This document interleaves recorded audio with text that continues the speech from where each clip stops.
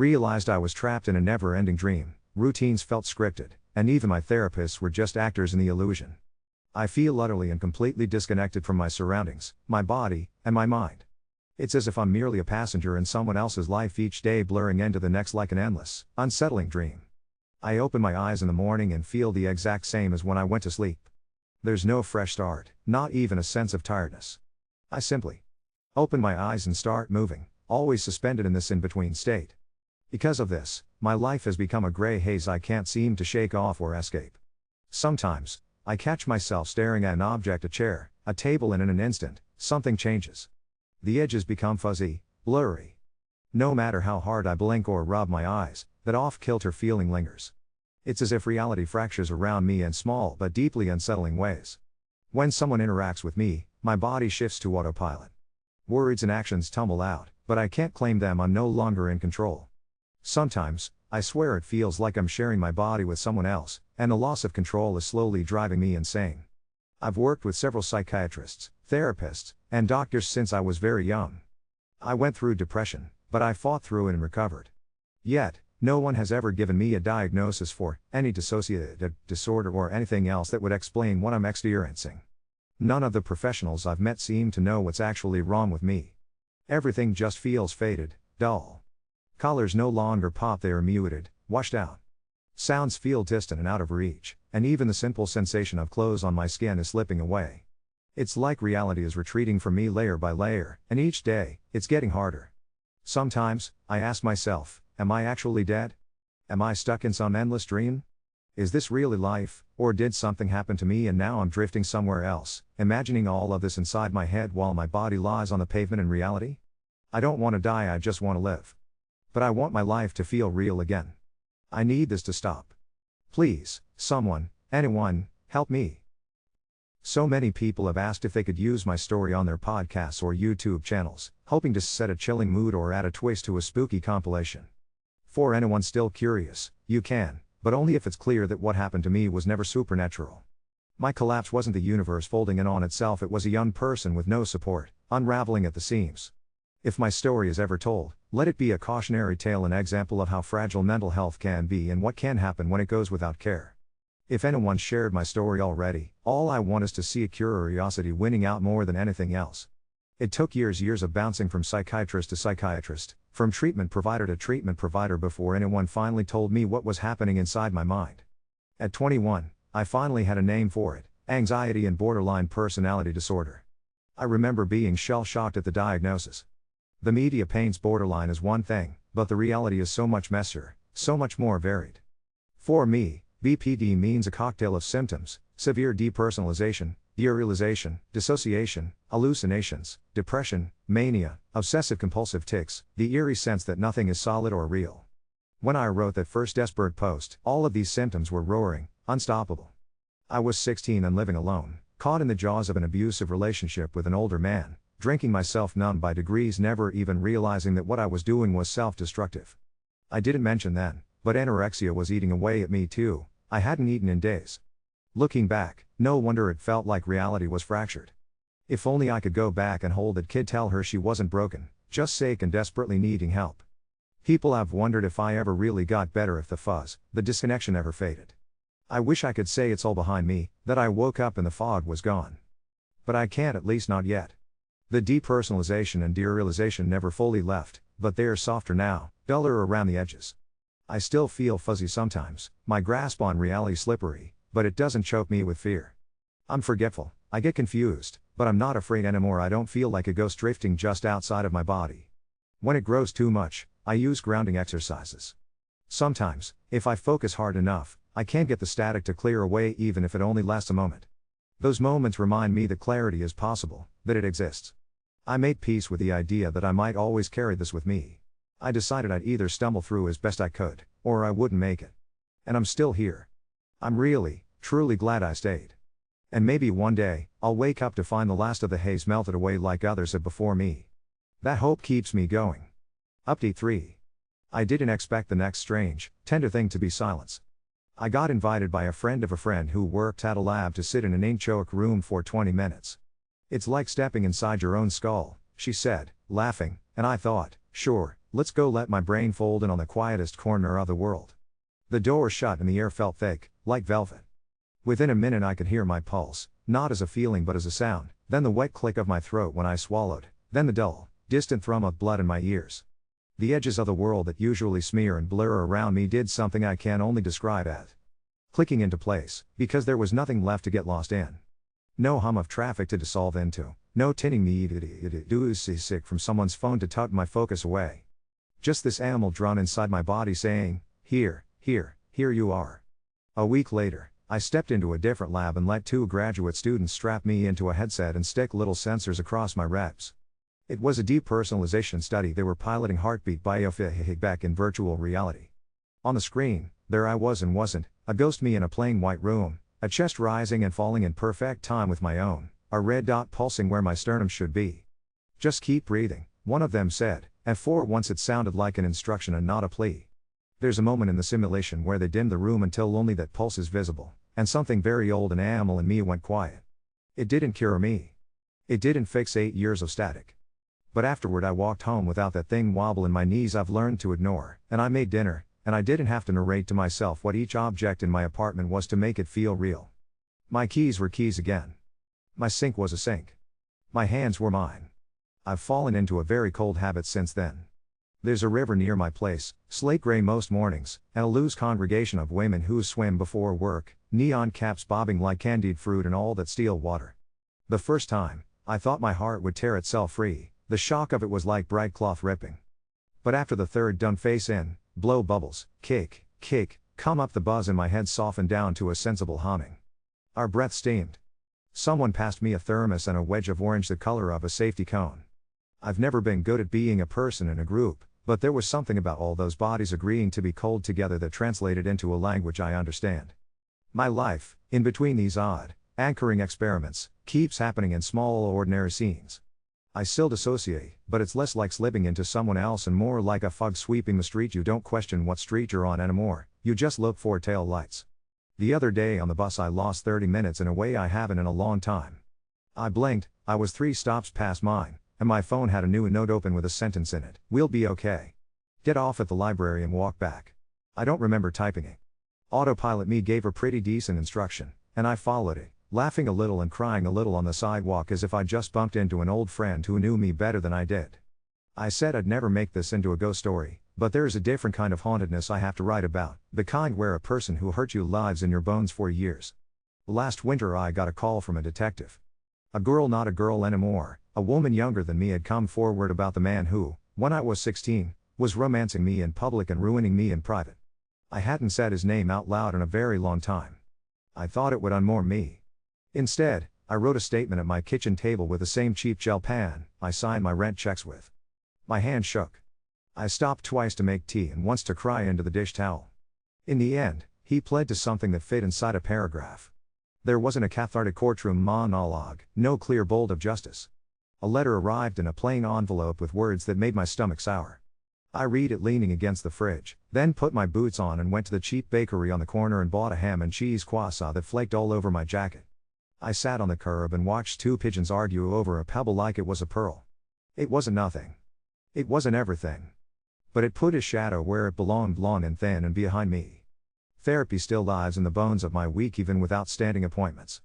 I catch myself doing the things I used to force, naming the 5 red objects in a room without thinking, feeling for the ground with my breath when the floor starts to feel like a suggestion. Once, while I was stuck in line at the DMV, I started pressing my tongue to the roof of my mouth over and over like an anxious little metronome, and I realized I taught my body tricks the way you teach a dog to sit. I used to resent that. Now it feels like an intimacy. Look what we know how to do for us. There are new hallmarks of being a person now. I made a garden in a window box, and I murdered 2 basil plants by accident, and then kept the third alive by the sheer gravity of my will.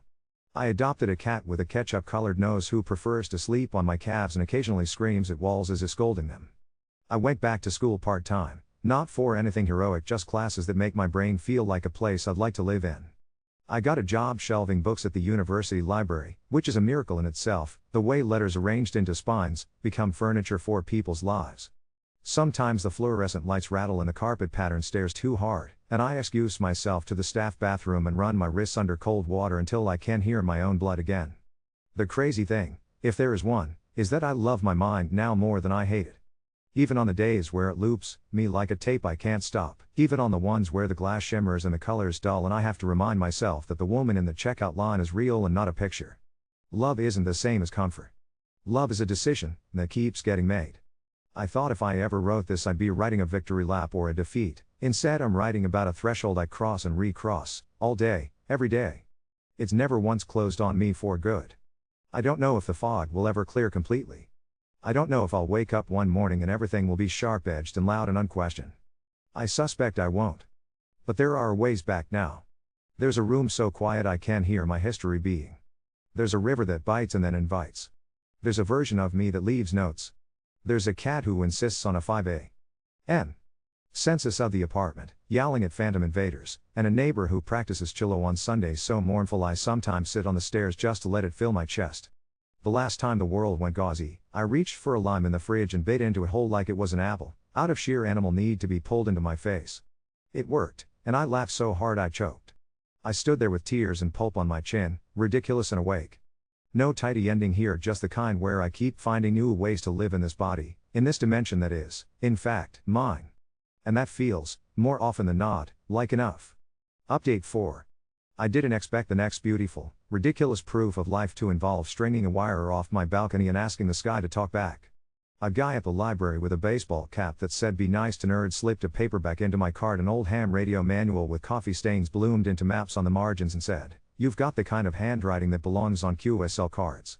I didn't know what that meant, so I went home and fell into a hole of crackly YouTube videos where patient men with soft voices tuned home-built antennas and said things like "Propagation's not great but we'll try." The test was held in a church basement that smelled like lemon oil and choir robes. I sat between a girl in a pink hoodie and a man whose knuckles were the size of plums. I passed. I printed the email with my call sign on cheap paper and taped it to the fridge with the kind of reverence most people reserve for diplomas. The first time I keyed the mic my thumb shook so hard I hit the button twice. I said my name, and the string of letters and numbers I'd memorized like a spell, and a stranger's voice came back syrup slow from a state I've never seen. "Got you. You're clear. Welcome." It wasn't metaphysical. It was physics. My breath turned to electricity. The electricity jumped to a thin copper wire and hung between a window box and a stubborn nail. Somewhere it climbed a sky my younger self would have called fake and slid back down into somebody else's kitchen. He mailed me a postcard with my call sign and his, and the date and time and the band we'd met on in careful block letters. A proof of moment. I stuck it beside the thermostat and caught myself touching it every few mornings like a tiny shrine to the fact of me. Because apparently I'm collecting machines that insist I exist, a friend from the lab got me into a sleep study. I thought I had made peace with never really believing I slept. I lie down at 1 a.m. I blink, it's 1:01 a.m., and somehow I've gone to work, eaten lunch, folded socks. They glued little gold cups to my scalp. The room smelled like a nail salon and wet Venice. They looped wires under my eyes and pressed one cold circle to my chest until the gel warmed. The technician with thumbs like baseball mitts tucked me in like a camp counselor and said, "When we wake you, just answer." I woke 4 times and also not at all. Once I sat up in the dream and told a woman through a glass pane that I was awake, and she put her thumb up, and I went back to sleep inside that sleep, and later I heard my own voice from outside my mouth say the month and the day as if I were reading it off a cue card. In the morning they dabbed solvent in my hair and printed me an outline of the night, ballads and teeth of brainwaves in black ink like a seismograph of a very polite earthquake. "You sleep," the technician said, as if it were the weather. "You just mace yourself going." There was a dot where they woke me out of the weirdest dream, and he tapped it with his finger and said, "REM," and I felt the kind of relief you get when someone who loves you remembers the thing you forgot at the stove. Not a cure. Just a graph with my name on it that said, "This is what your animal does when you're not watching." Sunday's got a new ritual. My neighbor with the mournful cello came home one afternoon with a case that looked like it could smuggle a person and ran into me on the stairs. "We've been these polite ghosts to each other for years. Hello, good mail day?" And he said, "Do you want to feel what C-string does to drywall?"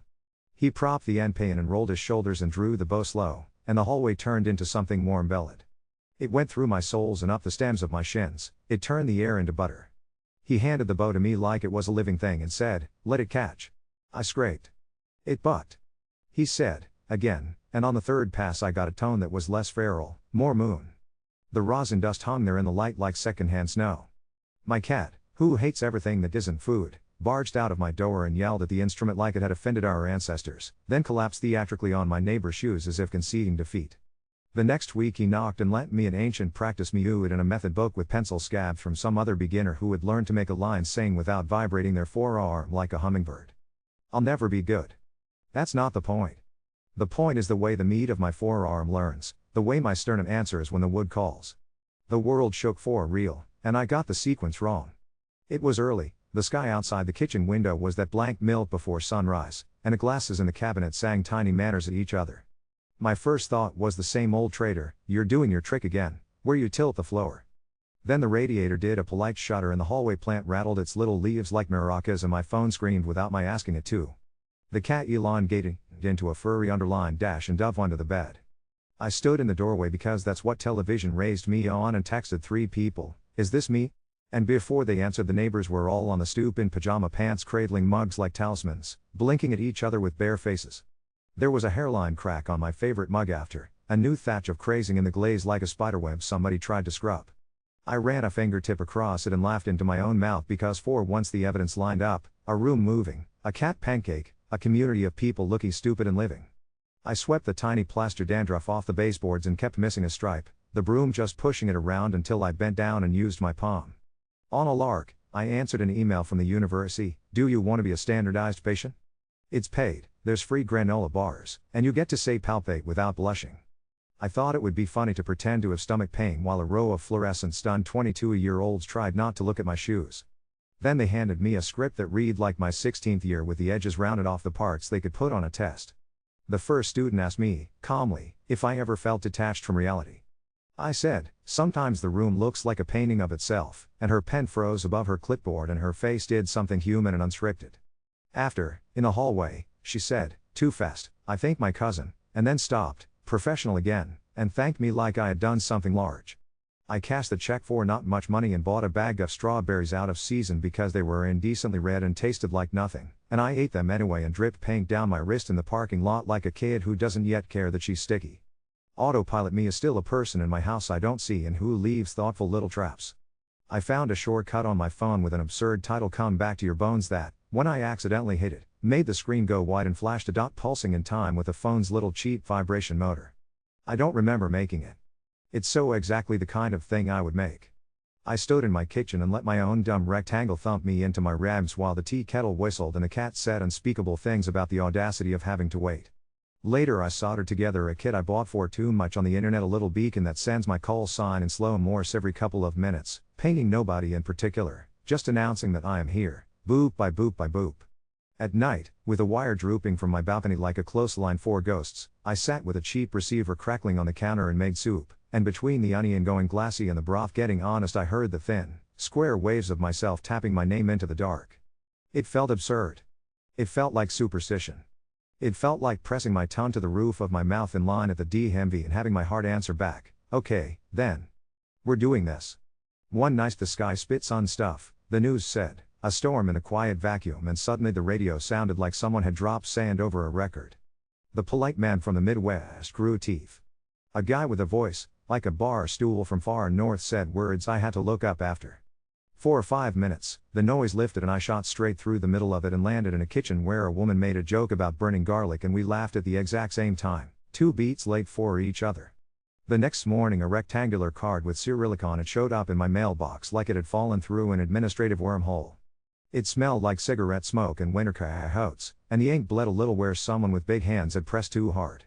I put it beside my basil and watered the plant too much out of perverse optimism and then set the card under it like it could drink. There are parts of life I keep for their texture alone.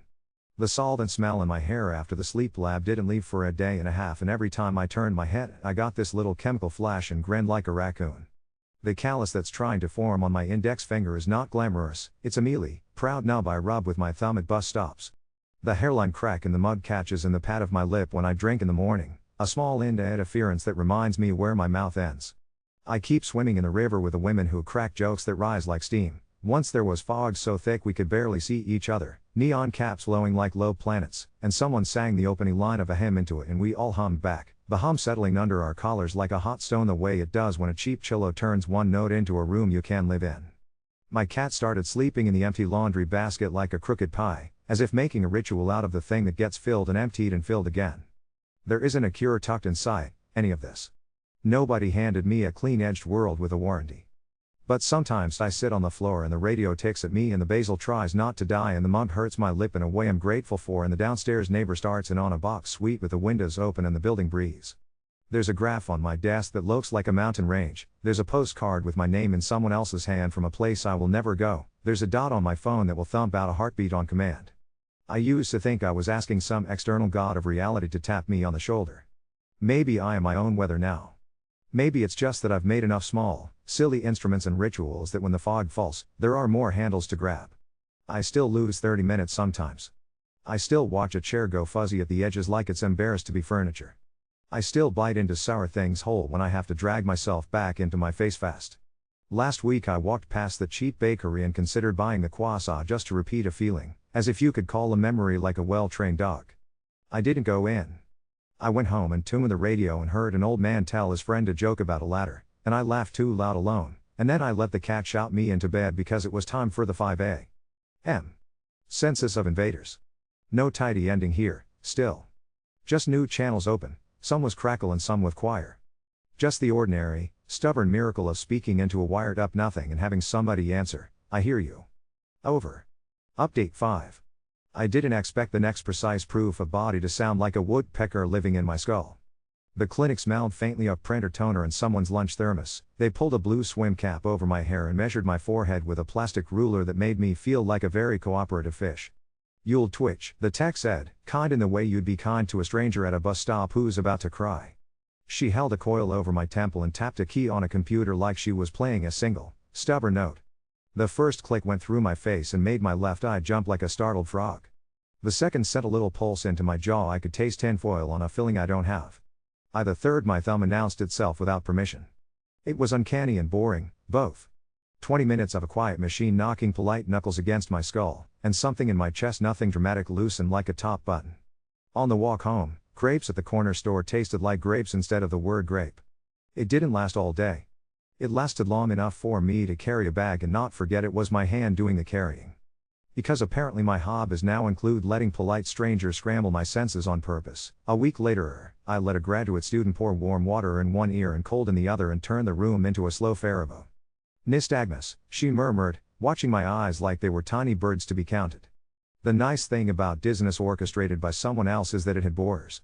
I could hold the stainless steel bowl they'd put in my lap like an insurance policy and know the world would stop rippling when someone said it would. When the student switched the temperature, I laughed too loud because my eyeball scribbled a note to my brain: "Dear sir, we're moving," and my brain wrote back, "No, we are not," until they agreed to disagree, and I was sitting still again with a towel around my neck like an athlete, a very ridiculous sport. My hands have started to learn another language. There was a flyer tacked crooked over the lost and found shelf at the library: "Evening Assel, beginner, no voice," and it felt like a dare my body had been waiting for. The teacher arrived with coffee in a jar and cheekbones that did half the grammar. We learned to say our names without a sound, to make questions with our eyebrows, to carve time in the air with a flat palm.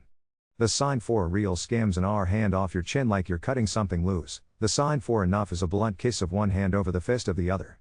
My wrists were clumsy little birds for 3 classes in a row, and then, one night, they got brave enough to say hungry and tired in the sentence I have been building for years with workarounds: "I am here."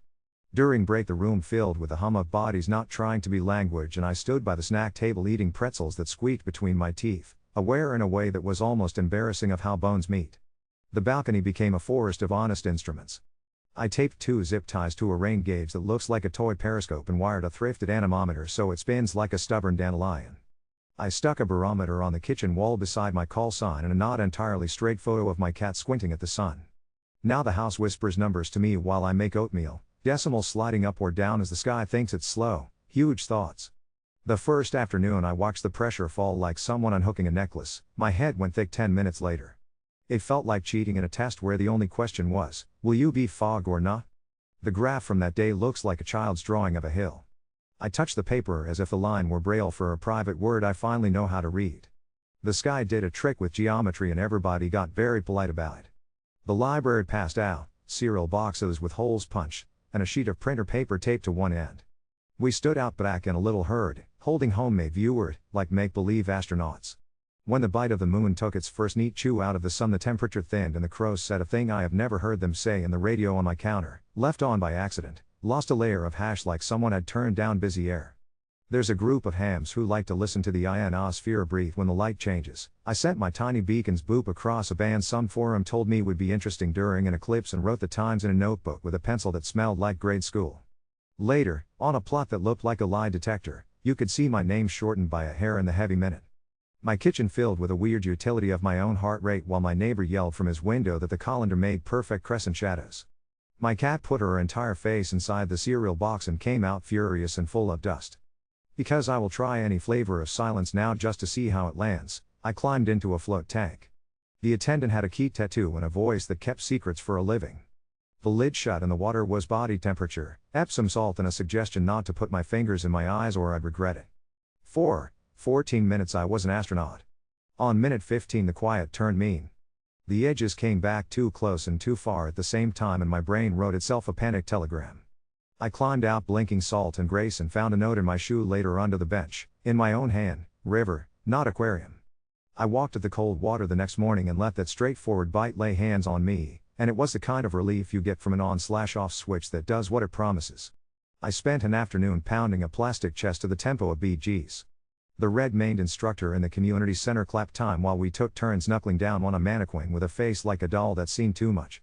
"Staying alive," she said, and I tried not to look like I enjoyed the gallows humor. There is a click they built into the rads when you hit the right depth and speed. It's an ugly little metronome that made my heart want to run and also settle. Beyond the test, I walked home with my palms tender and my sternum remembering. 2 hours later, stocking the returns car at the library, I realized I was counting spines to the beat and I let it happen. Funny how a song you've always thought was a joke can become an instrument you keep in your pocket. The med school keeps inviting me back for their pretend lives and this time they paired me with a deaf standardized patient to run the interview and sign. Script on the chair, elastic empathy in the air. The first student came in trying to be whole and confident and looked simultaneously at both of us like she wanted to split her face. We told her, with our hands and mouth and eyebrows, to pick one and trust the other. There is a particular warmth that comes from being in on someone else's bridge as they build it. Afterward, we stood in the hallway and the SB taught me a faster way to say tired and a ruder way to say nonsense and I learned that my face had been whispering the whole time and without my permission. We ate granola bars over the trash can and laughed in total quiet until the janitor rolled through and gave us the kind of nod people keep for midnight conspiracies. At home, the kit I ordered in an optimistic fit turned into a weather station that emails me when the pressure falls faster than a particular number I picked because it felt like a safe cliff.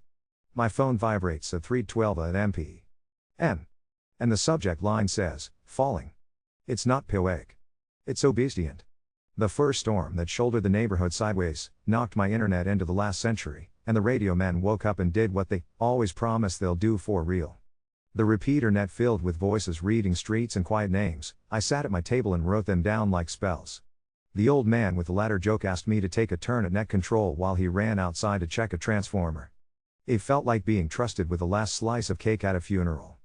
"Any stations with traffic, come now," I said, and 4 people I will never meet spoke to my kitchen like it had a job.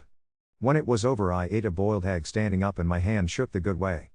There is a jar on my counter that is technically flour and water and bacteria and also a greedy little pet. I refused to name it for 2 days and then gave in and called it antenna because that's what it is, a way to catch a thing too small to touch. Every morning I feed it and it answers in bubbles that sound like a glacier gossiping. Once it overflowed its rubber band and slid down the glass in a slow, obscene earlobe and I laughed into the towel like a kid you can't take anywhere. Braid is unromantic work right until it makes the room smell like a benevolent barn.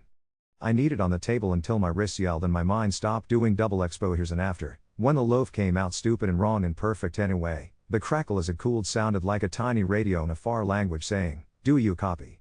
Autopilot me keeps leaving small foreign language notes. Not paper. Infrastructure. I unlocked my phone and the lock screen had changed under my name and the date, a line of text in a font I don't remember picking. Breathe into your back.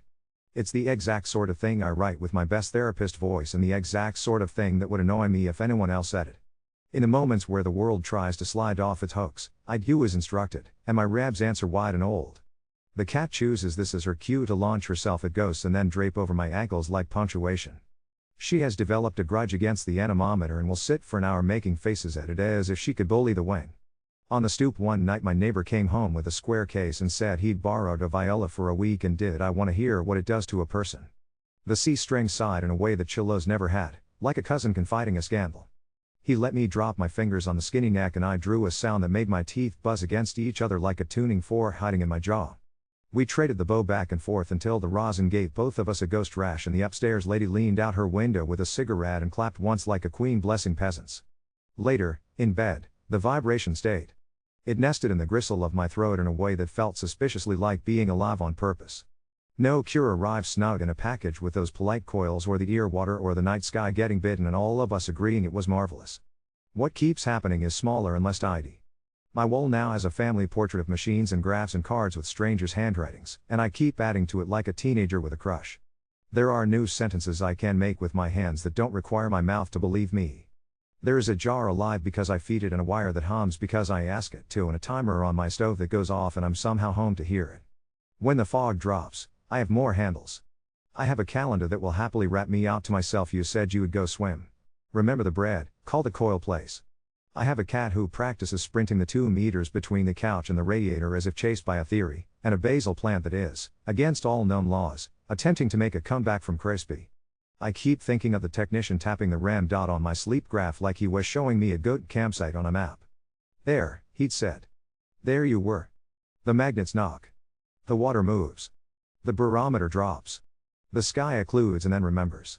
My hands say tired and then enough and then here and sometimes the answer in the room is a bow drawn slow or a microwave beeping or a drip from a poorly sealed jar lid or an old man on a radio clearing his throat and telling me to go ahead when I'm ready.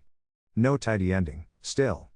Just more dials, more levers, more ways to hear the inside of my own weather and not be afraid of the forecast. Over.